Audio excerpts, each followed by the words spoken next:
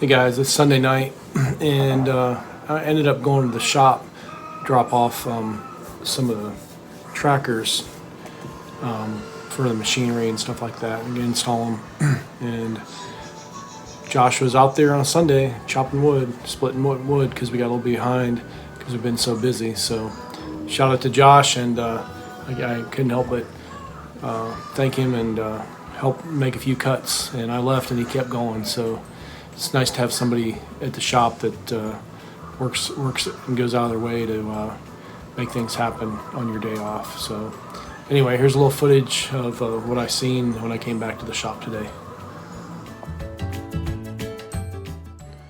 All right, here's when I pulled up to the shop, and Josh was out there splitting wood or cutting wood and getting ready to split and have a good old time. So I basically pulled up and had to help him out. There was a couple logs. I know it's easier with two people. So the hardest part about making firewood at Tree Life is sawing up the logs. So I gave him a hand.